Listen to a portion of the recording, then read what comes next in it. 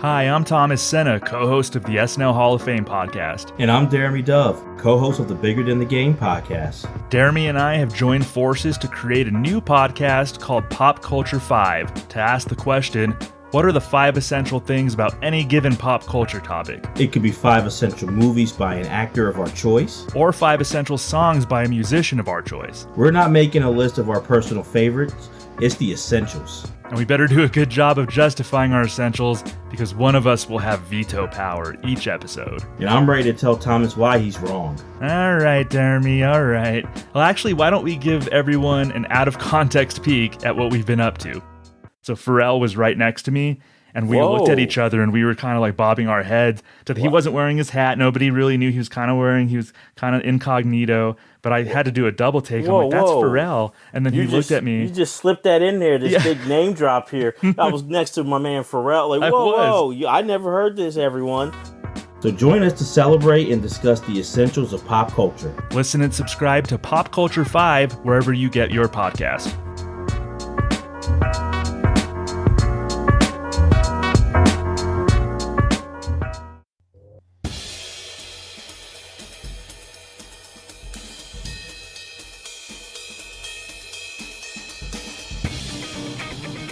Hey, it's time to gather around the water cooler to talk the SNL Hall of Fame. Hey, it's JD here, and welcome back to the SNL Hall of Fame Water Cooler podcast. It is a thrill to be back for season 2 with my friends Joe and Shari. I'm going to head down to the lunchroom right now and get reacquainted with the two of them. Well, there's Joe eating a PB&J sandwich. Take your last swallow, Joe. Maybe a little swig of water from the water cooler. How's it going, my friend? Aaron Burr. No, it's great to be back. Shari, how are you doing this 2025? I'm getting my water bottle. It's all filled up from the water cooler. I am so excited to be back. I really missed you two and our discussions. Me too. Well, shall we get right into it? Let's do it. Yes. All right. This week's episode on Monday aired, and it featured Brad Robinson nominating Chevy Chase. Shari, do you want to recap Monday's SNL Hall of Fame episode? Oh, it was a goodie. First, I want to welcome Bill Kenny, our new host. We miss Thomas, and as Bill always says, his shoes are hard to fill, but Bill got off to a banging start with Brad Robinson, whose podcast with Gary Seith is the Not Ready for Primetime Project, which thanks JD and several others for getting me hooked on it. It's a terrific vintage podcast that goes all the way back, and I started at the beginning. So I learned a lot about Chevy Chase because they got through it all, from his sketches to his many things that he was set the template for, all of the writing that he did. Of course, huge discussion about Weekend Update, Land Shark, the cold opens with the famous pratfalls, and so much more. I don't want to give away too much in case you haven't listened to it yet, but it is a great one. And they really break down Chevy's importance. Brad talks a lot about how he was converted after rewatching season 1 and then the first 6 episodes of season 2. He wasn't a huge Chevy fan. He's a very big Belushi fan. But as he watched and as he discussed things with Gary, he realized how crucial Chevy was to the beginnings of the show, and how if it wasn't for Chevy, SNL might have never made it to his 2nd season. So a really fantastic way to start off the 7th season, the final season, with a bang. Yeah, I thought it was really interesting too, the reemergence of Chevy in his life, in Brad's life, falling not in love with him, but, realizing the importance of Chevy to the show. I thought that was the most fascinating part for me. Joe, what did you think? They tackled everything. Because here's the thing: Chevy was only there for about a year and a half. He was very important, but it's like, there's only so much you could, talk about. There's a lot in a short period of time. So he's not like a cast member who was there 9 years, had various different characters with various different hosts and all this stuff. But it's like, no, he was only there a year and a half, did a lot of important things in the formation of the show, and then left. And then I just want to mention, and then it's I think rather important to mention, we're talking about him as a cast member, not a host, which is probably why we're going to be saying a lot of good things about him, because I feel like all the best stuff you could say about Chevy Chase, in regards to Saturday Night Live, is all the best stuff was when he was a cast member, not a host. So we're going to be talking about all the great stuff he did. So obviously, it's going to be during that first year and a half. But yeah, they tackled it. They tackled all the bullet points, everything he did, and I'm sure we'll cover it. But yeah, everything from Land Shark, Weekend Update, and so forth. So yeah, they did a great job, and I really feel like it's important to remember that he was a great cast member because of all the stuff that happened afterward. So it's like, let's not forget what he did. Like there's a reason why he's such a great name when it comes to Saturday Night Live. So I'm sure we'll talk about that right now. Sure. Yeah. Well, let's get into it.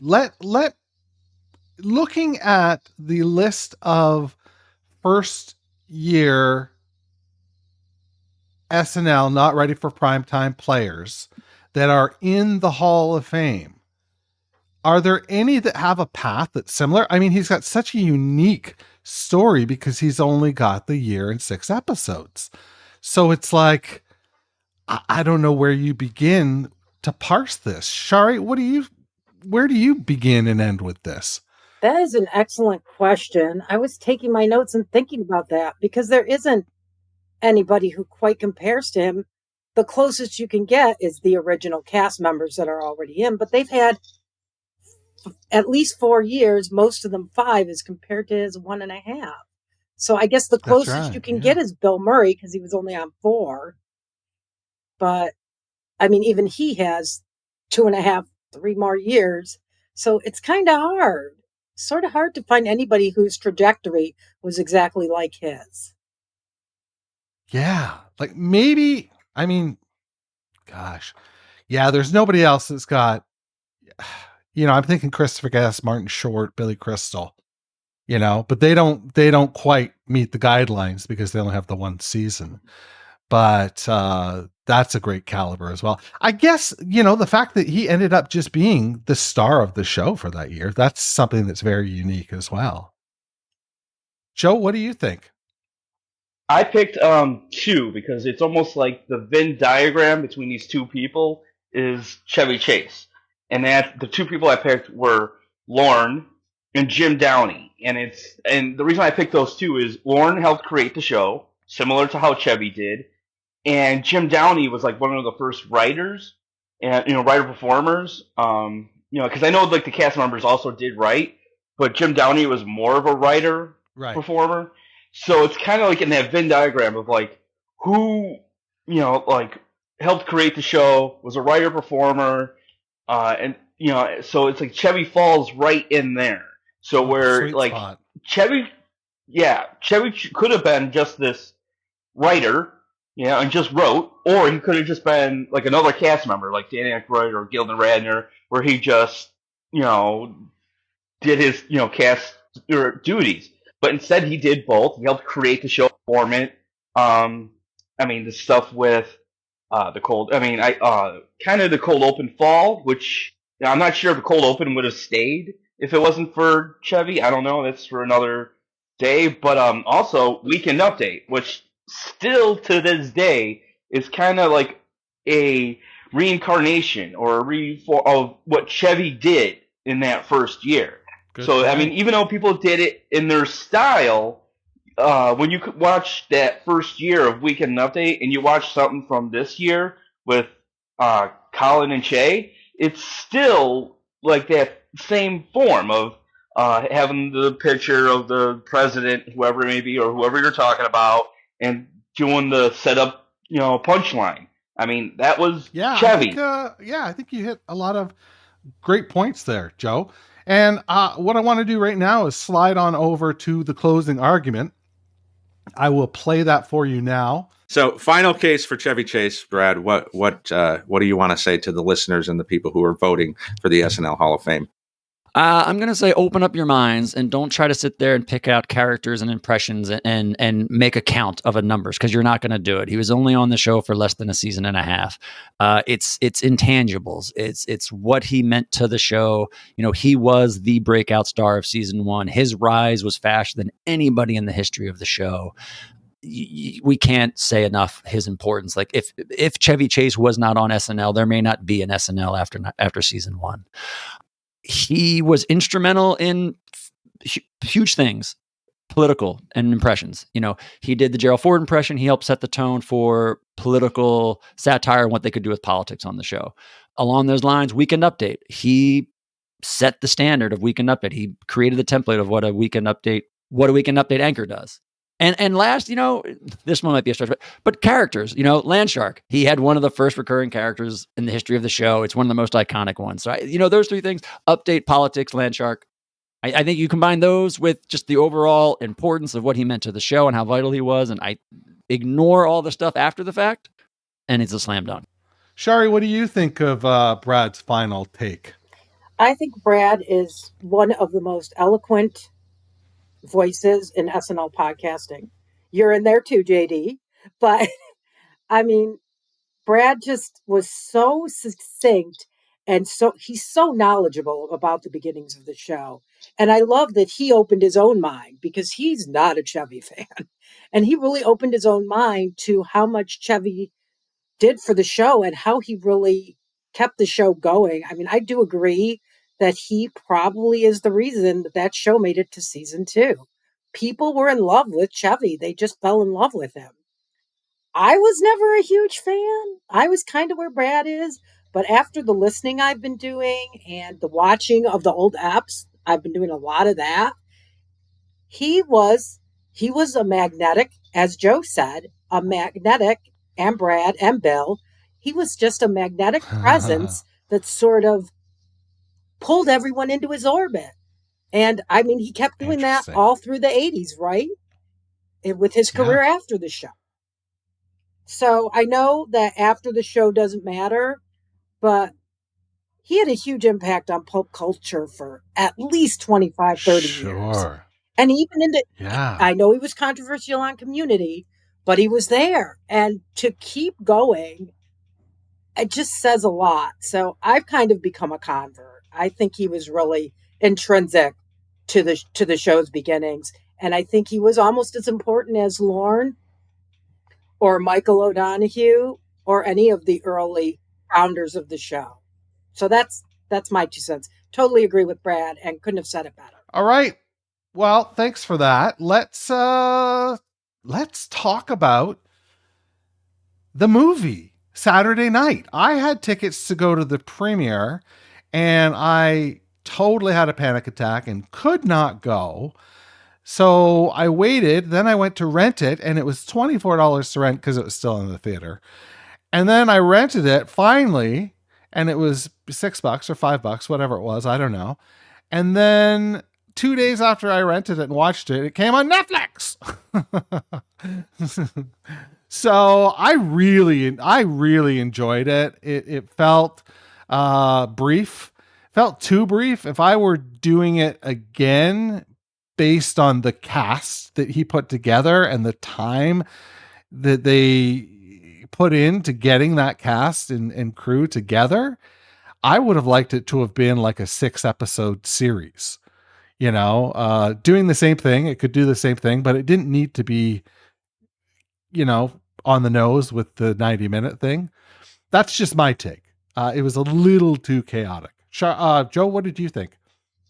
Now, to piggyback off what you're saying, because I 100% agree, and everyone I talk to has a similar opinion, what I think everyone takes away from it is a less is more type thing, everyone is so good that it left you wanting more. Like when he says spoilers, I mean, when he says live from New York, spoilers to get the show off the ground.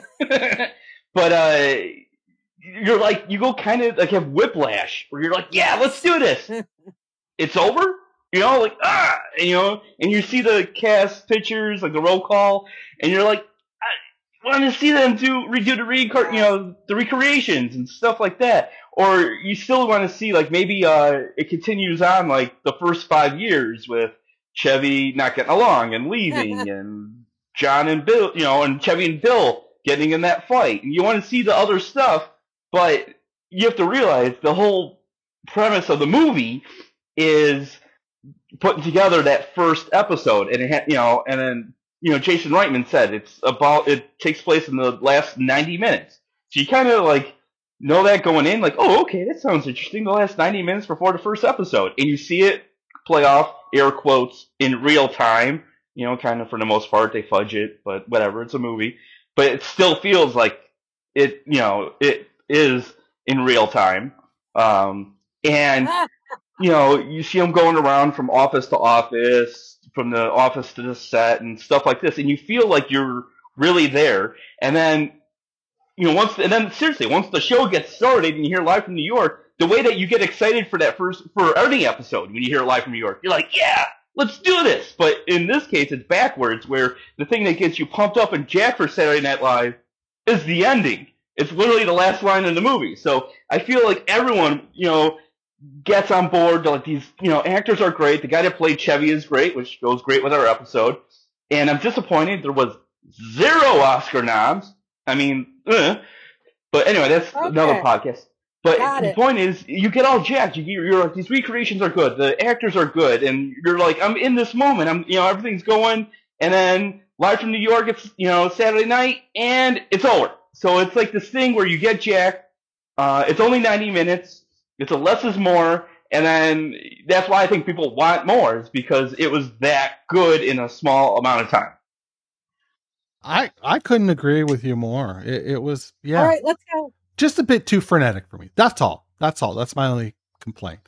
Shari, where do you land? Oh, I was like you, JD, as far as getting the movie. I was all set to go see it, and then I got a really bad cold, and I just didn't get around to it. And then it was $24 to rent.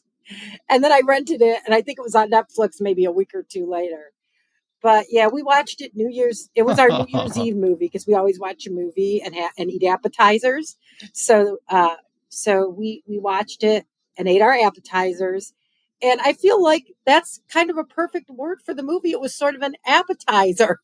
Like, I totally agree with both of you. I wanted more. I wanted to see more of the cast developing. I want to see see them go into different casts. And I want to see, that season 11. By the way, if you have not watched everything I need to know about SNL on the Saturday Night Network, I am giving John and crew a shameless plug. Watch the season 11 episode. It was one of those episodes, and there's a whole documentary on Peacock now about season 11. Boy, would I love to see that season, among others, on the big screen.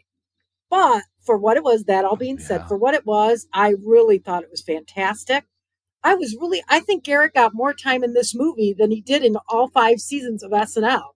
I feel like Garrett was focused on more than almost any other, beside Lorne. You got a lot of Garrett.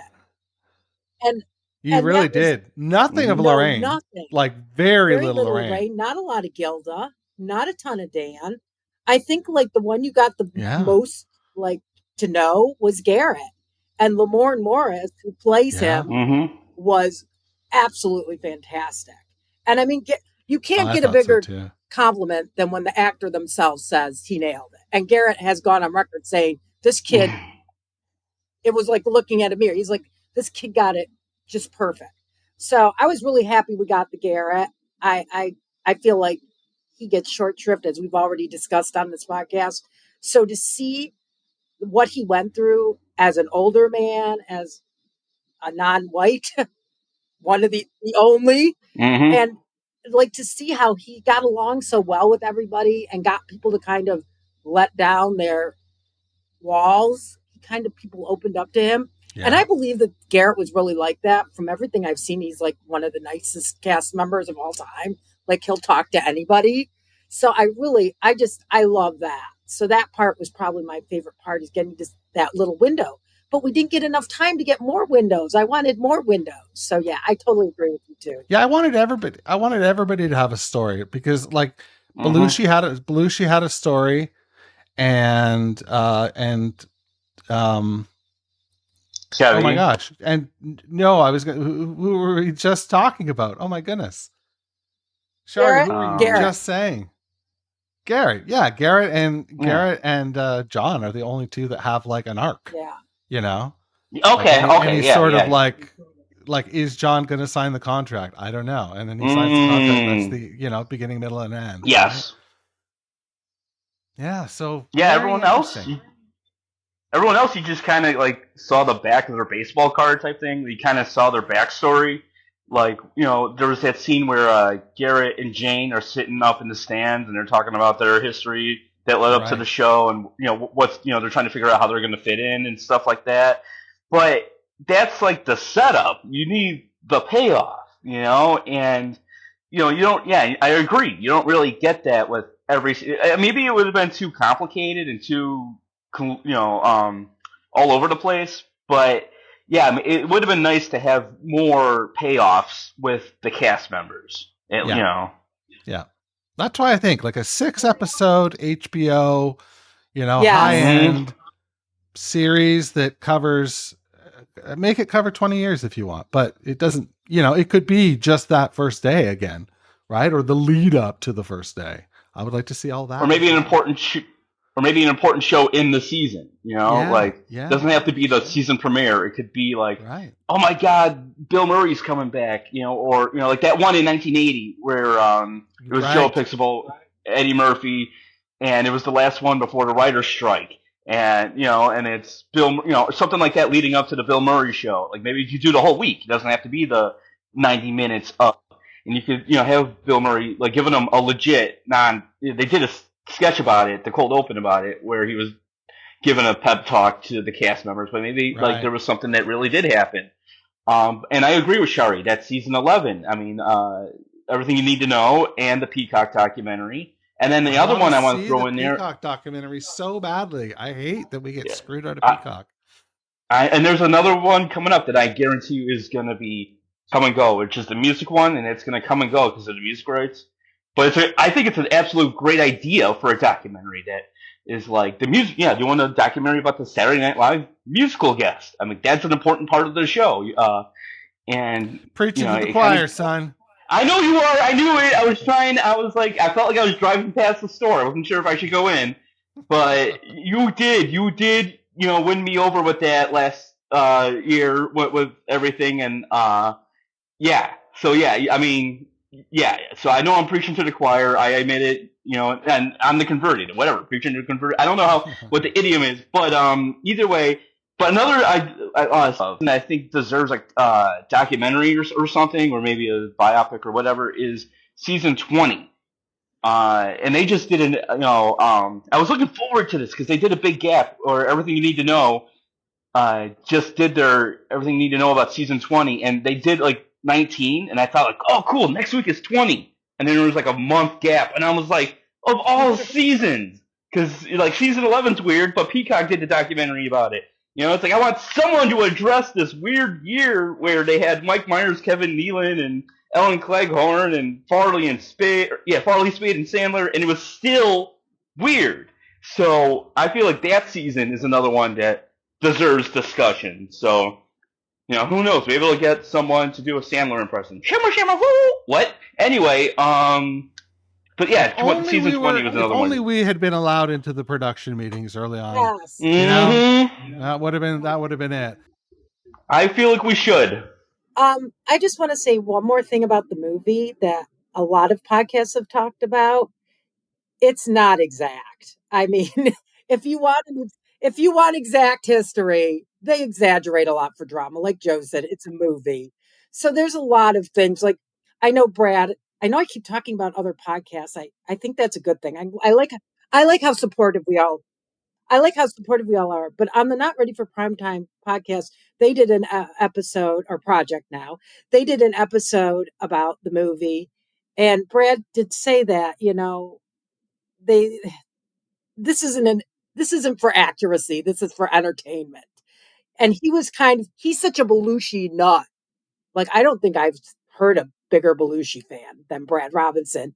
And he's like, they made him look like such a grouch. And he wasn't that big a grouch at the beginning. The grouchiness came along later. And like, it wasn't all about the drugs. So he was a little disappointed in that. So Right. just, take it with a grain of salt. This is not perfect history. It's entertainment. Yeah, absolutely. Did you catch any of the Easter eggs at all? I didn't. I did. I did. In the theater, I did. The only one I saw was Franken and Davis at one point are sitting at their desk and they're eating, and there's a box of colon blow beside. Yes. I missed that. I missed it. That's it. That's the one I caught. It goes by real because the camera pans by it, and there's a lamp in front. Because how about this? Not to show off, but I've seen the season a couple times. I saw it, and there's a lamp in front of it, and I thought I imagined it. I thought that that's just post serial. They had to put a lamp in front of it because of product placement and stuff like this. But then no, second time I'm like, it is, So I was like looking for Easter eggs that were from the, let's say, future or from later seasons. Like, was there going to be a Roxbury mention or some public access mention? But that's the key Easter egg that I saw. So maybe there's more. Yeah, if you saw one, send us an email at snlhofwc@gmail.com. We want to hear from you this season. If you shoot us an email, we'll read it on the podcast and we'll let you know what we think of your question. So please reach out. That's it for us for this week.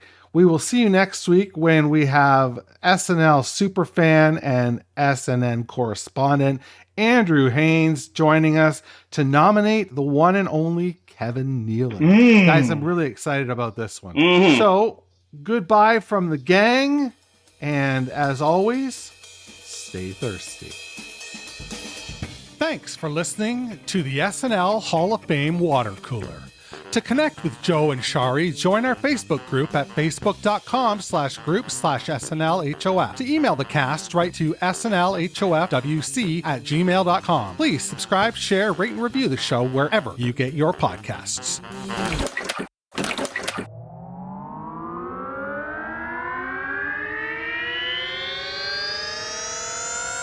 To podcasts and such.